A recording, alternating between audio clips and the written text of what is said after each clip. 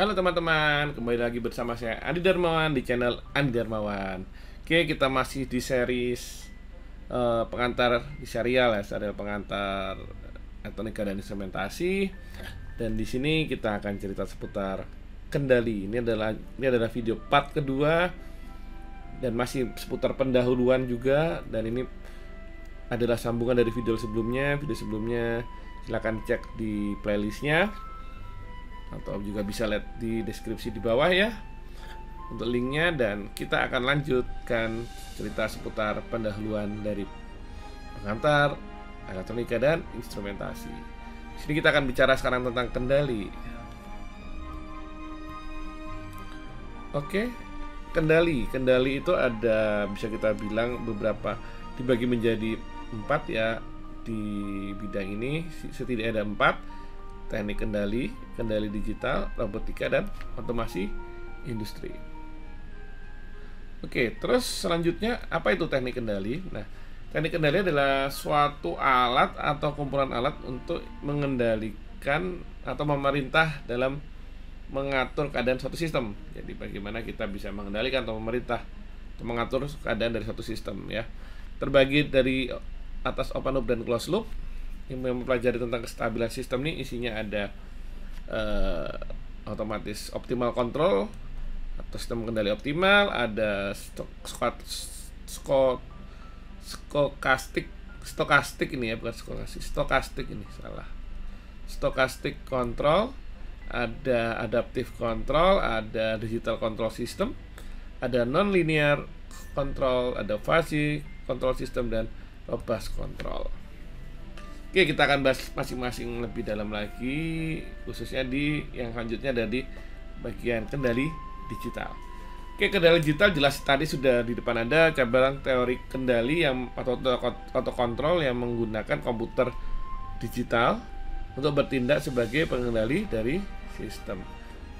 Tergantung dari kebutuhannya, jadi tergantung dari kebutuhannya itu sistem kontrol digital dapat berupa penggunaan microcontroller ke ASIC, ke komputer desktop standar. Karena komputer digital adalah sistem discrete. Discrete itu adalah lawan dari continuous ya. Continuous itu seperti ini, atau continuous atau continue itu seperti ini. Maka discrete itu terbatas. Dia per sampling.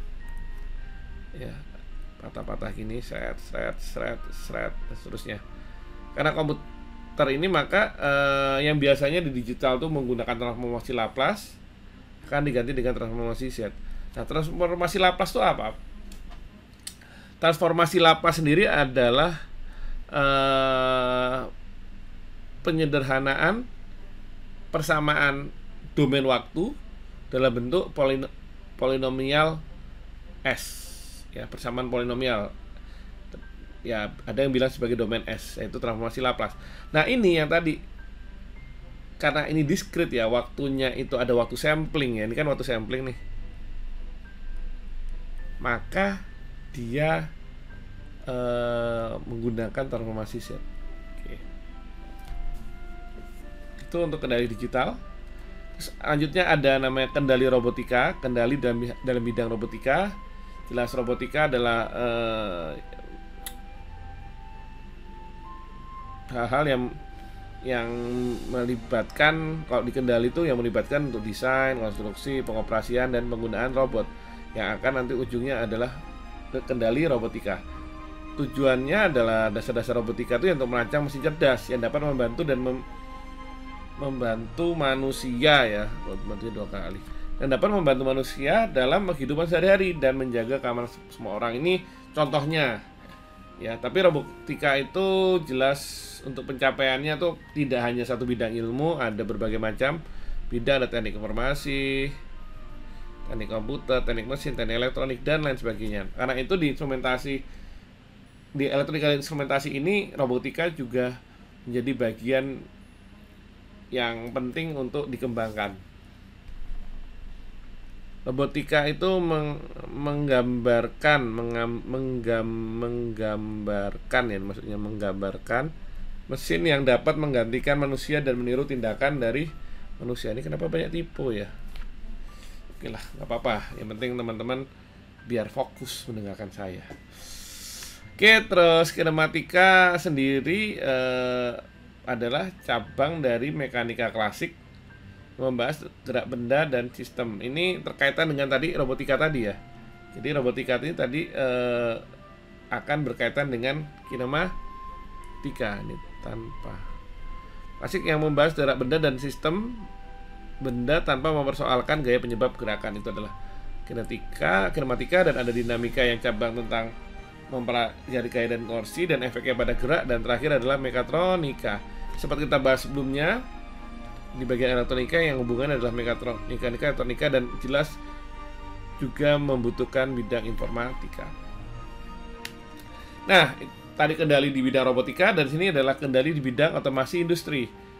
Ini otomatis nanti akan dasarnya di pengantar ya. Dan ada namanya PLC, SCADA, dan DCS. Nah, untuk PLC, SCADA, dan DCS itu apa? PLC itu adalah program logic control, programmable logic control, programmable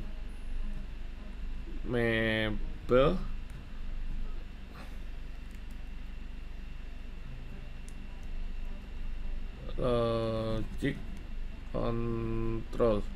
Ada juga SCADA, itu di supervisory control and data acquisition. DCS sendiri adalah distributed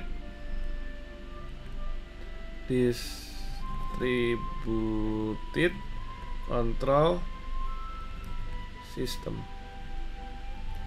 Jadi PLC sekarang DCS ini adalah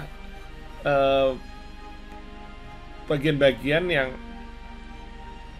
mengandung kendali yang diterapkan di otomasi industri. PLC sendiri itu adalah sebuah produk, sebuah barang, sebuah alat yang dapat digunakan untuk memprogram sistem secara menggunakan prinsip-prinsip logika. Ada SCADA tadi adalah sistem supervisory. Supervisory itu apa? Adalah pemantauan, supervisory kontrol, kendali, dan mengakuisisi data. Dan terakhir adalah distributed control system, adalah bagaimana sistem kendali itu dapat terdistribusi. Oke, selain kendali, kita juga elektronika dan instrumentasi juga memuat seputar sistem komputer. Ini sekumpulan ya. Kenapa begitu? Karena sistem komputer itu adalah bagian dari elektronik yang adalah sekumpulan dari perangkat komputer, yang perangkat komputer itu adalah kumpulan dari perangkat elektronik, sehingga sistem komputer adalah bagian dari elektronika instrumentasi. Jadi sekumpulan perangkat komputer yang saling berkaitan dan berinteraksi antar satu sama lain untuk menjalankan sebuah proses pengolahan data. Itu adalah sistem komputer, sehingga dapat menghasilkan suatu informasi yang sangat dibutuhkan oleh penggunanya. Perangkat-perangkatnya itu isinya ada hardware, ada software, ada brainware. Fungsinya jelas untuk menyimpan data, mengolah data, dan menghasilkan data dan menyimpan data. Oke, selain itu juga sesuai dengan revolusi industri 4.0, sistem cerdas sangat dibutuhkan di wilayah elektronika dan instrumentasi. Contohnya ada AI, computer vision, komputer cerdas, kendali cerdas, dan biosystem. AI atau kecerdasan buatan adalah kecerdasan yang ditambahkan pada suatu sistem yang bisa diatur dalam konteks ilmiah. Bisa disebut juga sebagai intelijensial artifisial atau kecerdasan buatan ya. Contoh AI adalah jaringan saraf buatan atau tiruan. Ini adalah merupakan bagian dari ML atau machine learning, dan juga ada sistem fasi yang dicerdaskan ya. Karena fasi sendiri itu adalah himpunan. Oke, sistem cerdas. Oh ya, seputar fasi tadi ada video saya yang membahas seputar fasi.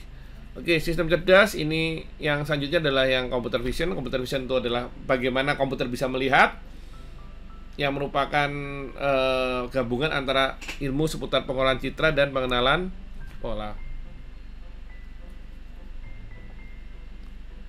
Jadi bagaimana si komputer itu dapat mengekstrak informasi dari gambar yang diperlukan untuk menyelesaikan suatu tugas. Dan terakhir ini sistem cerdas yang ada di wilayah ini contohnya adalah biosistem. Biosistem adalah sistem yang terinspirasi dari makhluk hidup, sistem ini ya. Dan biosistem ini sebenarnya singkatan dari Bio Inspired System, sistem yang terinspirasi oleh makhluk hidup. Tujuannya adalah agar kita bisa meniru dan meneliti hal yang telah ada di alam ini. Contohnya ini adalah algoritma kelelawar, ada juga ACO. ACO itu apa? Ant Colony Optimization, atau optimisasi koloni semut. Oke, itu sekian dari saya untuk part 2 ini. Cukup singkat dibandingkan yang part 1 kemarin. Nah, itulah pendahuluan dari yang akan kita bahas di serial berikutnya yang akan lebih dalam lagi. Kita ketemu lagi di video berikutnya dengan pembahasan yang lebih menarik lagi di serial pengantar, elektronika, dan instrumentasi. Teman-teman, mohon maaf kalau ada salah. Jika ada masukan silakan tulis di komentar, dan jangan lupa like jika suka, dislike aja jika tidak suka. Kita ketemu lagi minggu depan. Jangan lupa bukan minggu depan ya, kita ketemu lagi di video berikutnya. Kelamaan minggu depan ya, video berikutnya. Dan jangan lupa subscribe. Oke, salam, ketemu lagi di video berikutnya.